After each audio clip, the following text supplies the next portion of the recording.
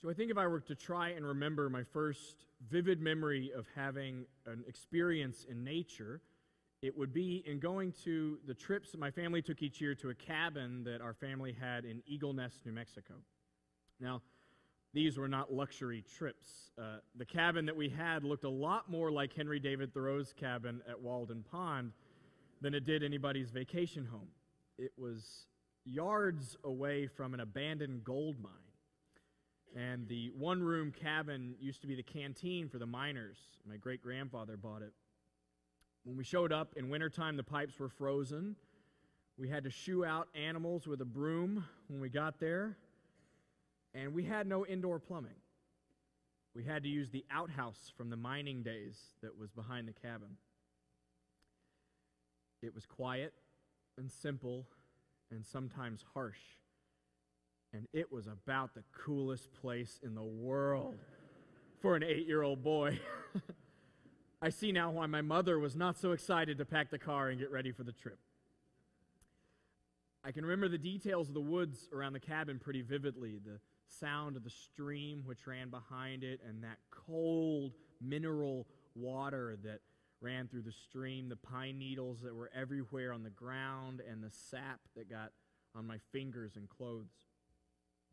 And I remember on one trip I had gone out exploring with my walking stick and a backpack, and I came upon this clearing in the forest that was like something out of a movie. There was tall grass and the sun shining down and these big rocks that were made just for a young explorer to sit down and have his lunch. And I remember lying down on the ground and feeling the dirt, kind of cold dirt against my neck and warm sun hitting my face and feeling like I was at home, even though I was miles and miles away. Now, I didn't have a robust spiritual vocabulary at the time, but looking back, I now know that moment as a deeply spiritual experience. Do you remember the first one like that?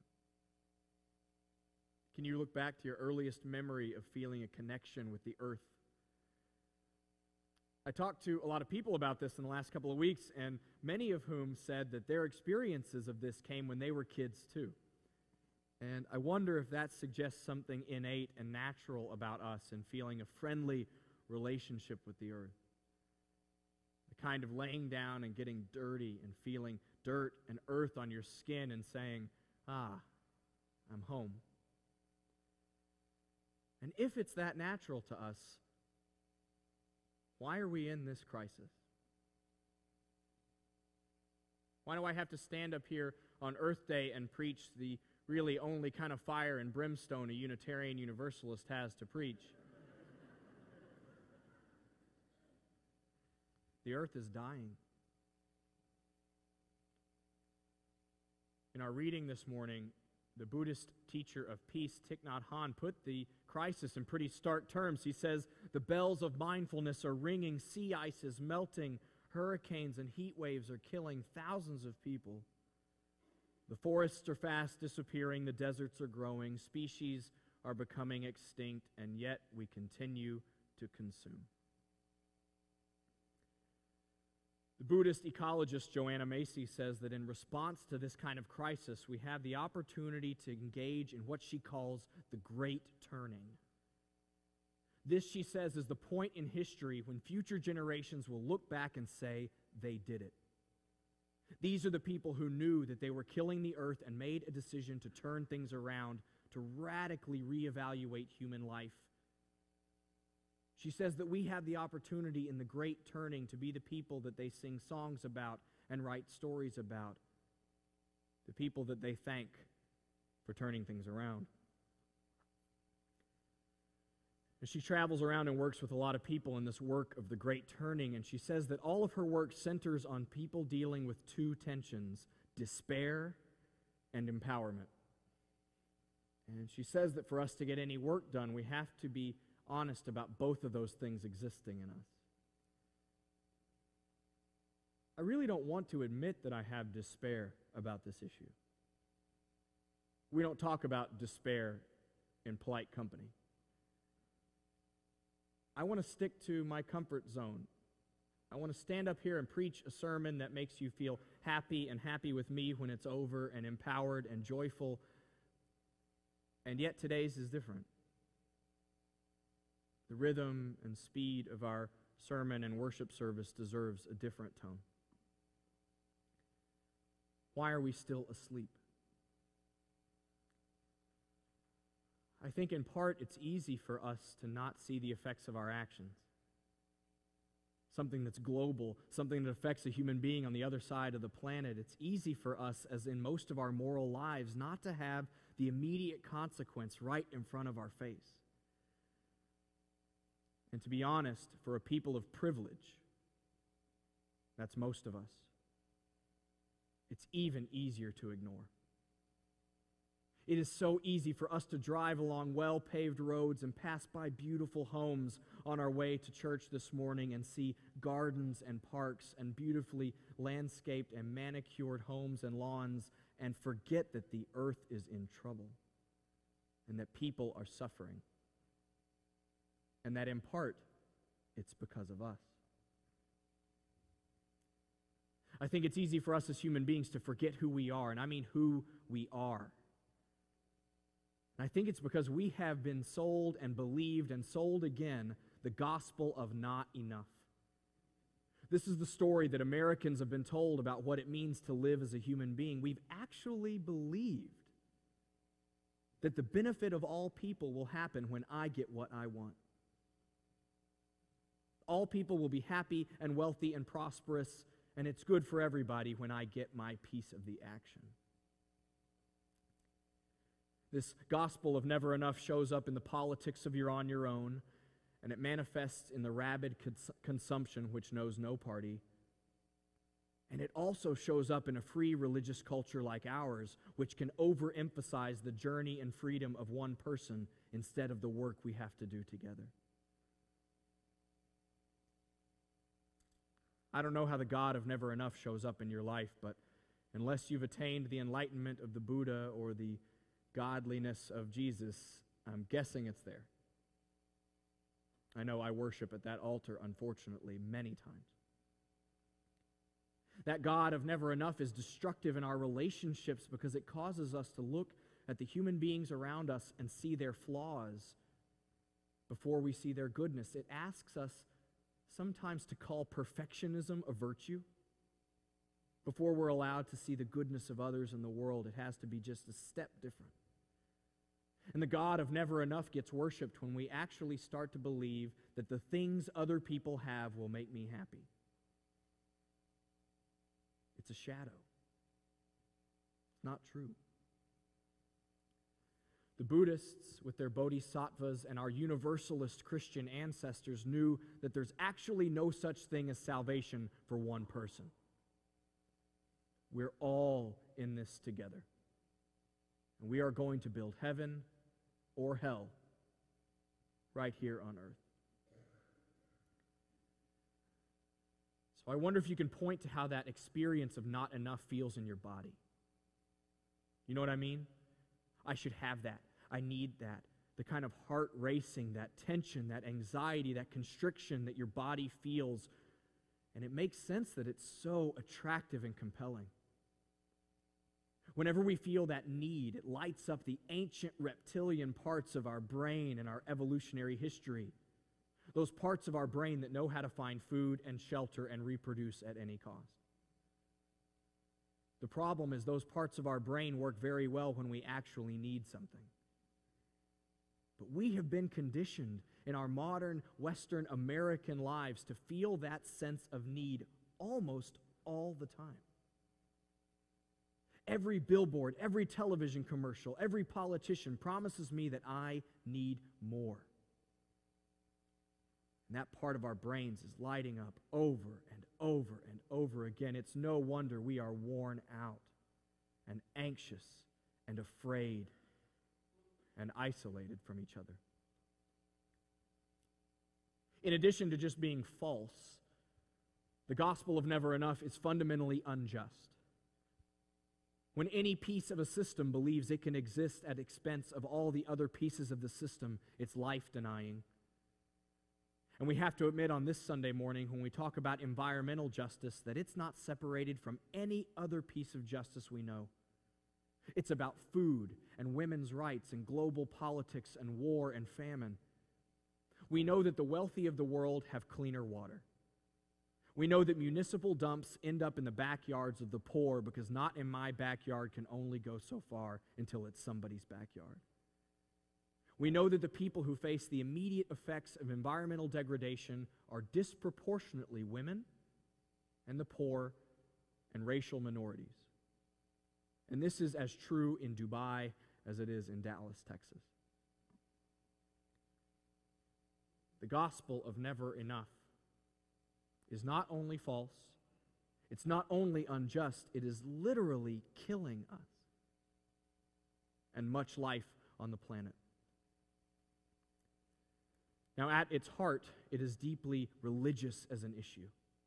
And I've seen people want to blame the stories of religion for humans feeling that they're set apart or can act without consequence.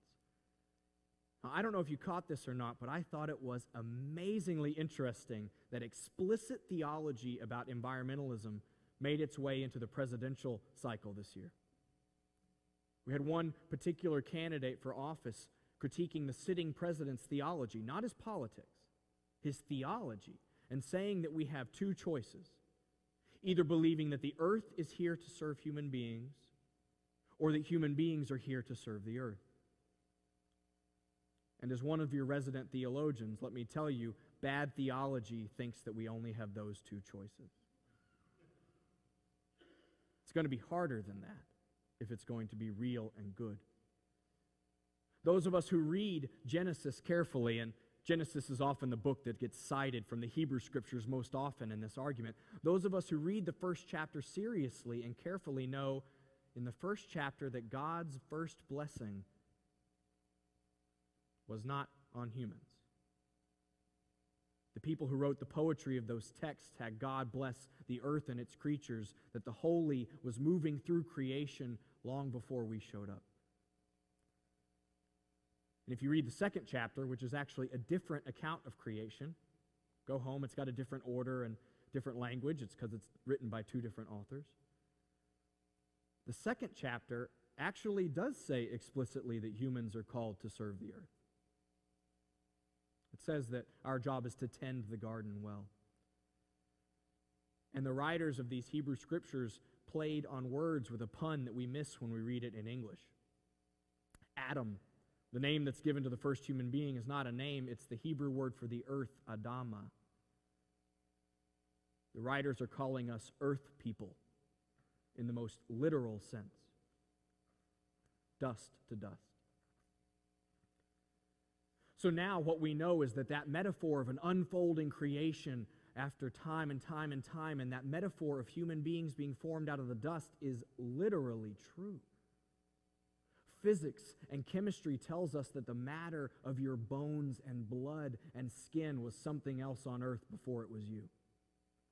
And that before it was that, it came out of the exploding belly of a dying star billions of years ago.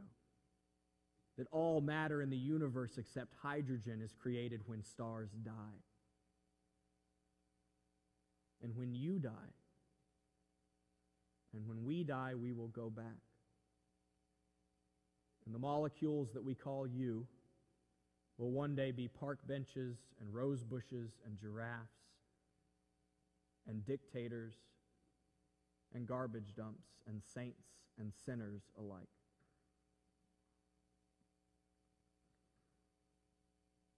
On this Earth Day, we are called to love the earth. It's good for us. It's also literally our ancestor. Called to love the earth so that we can celebrate our origins and say thank you, but we're called to love the earth so that we can have a future on this planet at all. Like Joanna Macy says, despair will play a very real role in this, but it's not the end of the story. Because the fact that our actions have consequences, if we can be that honest and really believe it, the fact that our actions have consequences can be the source of our despair and our hope. I look at members of this congregation whose lives have given us evidence that human beings make a difference, and it's the kind of evidence that I can't ignore even if I want to. I look at our social action team and their work on green initiatives and the simple steps they took with lighting here on campus to reduce our electrical consumption by 75%. I look at the LEED Silver certified building that we've constructed on the other end of the campus. I look at visionaries in the life of this church like Campbell Reed, like Greer Raggio, and the late Ned Fritz. Ned's words are on the order of service in the inside cover from one of his poems. He says, "The earth is my origin and my temple."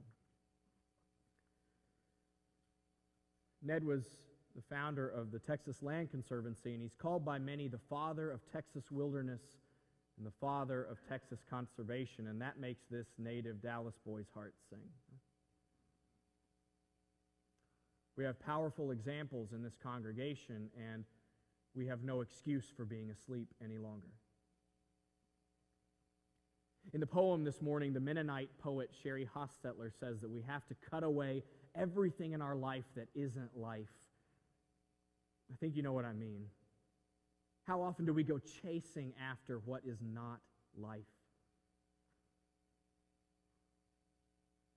She says we have to pare away bit by bit and then repeat and repeat until we find out what we really need to live.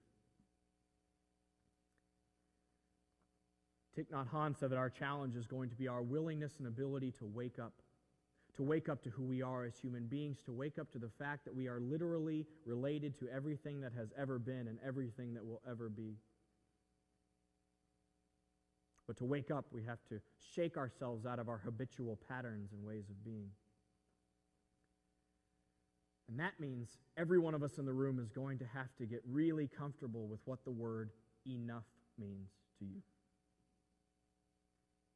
Maybe you'll have it painted on the walls of your home or above your mirror or in your car, a card in your wallet or purse that says enough. Perhaps we'll break up the rhythms of our ordinary days by praying before a meal, not because it's what we were taught to do, but because it allows us to stop and acknowledge where our food comes from. Perhaps one day a week you'll fast from something that you consume. Not the kind of caricature of fast that we can so easily dismiss. I'm talking about the ability to strip bare at points in our lives and see what we really need to live and nothing else. In the next week, I'm going to engage in a spiritual discipline that maybe some of you will join me in. I'm keeping a card in my pocket every day, and for a week, I'm going to make a mark every time I feel that sense of desire for something I don't have. At the end of the week, I want to see just how much that desire runs my life sometimes.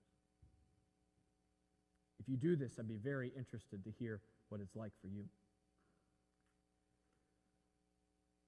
Don't be afraid of the dark, Joanna Macy says. Don't be afraid to give voice to your despair if you feel it about this, even though it's not done in polite company. Don't be afraid to give voice to your vision for a new type of living on earth, because we're going to seem silly and naive and radical and all the caricature jokes of the tree-hugging people, right? Who cares? We don't have any other choice if there is to be a future on this earth at all. You can go and lie down in the dirt and feel the soil against your skin and know that you're home and literally related to everything that has ever been.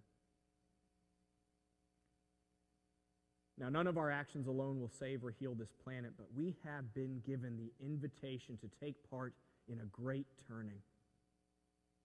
We have been given an invitation to be the people that future generations will look back on and write songs and stories about and say they had the courage to do this, to live in inconvenient ways, to give up their habitual patterns of being, to be honest about their fears and the way that they were acting and the effect they had on others. We have the opportunity to be those people. It is a tremendous invitation. And I believe that it is the privilege and duty of our time. And it is enough. Amen.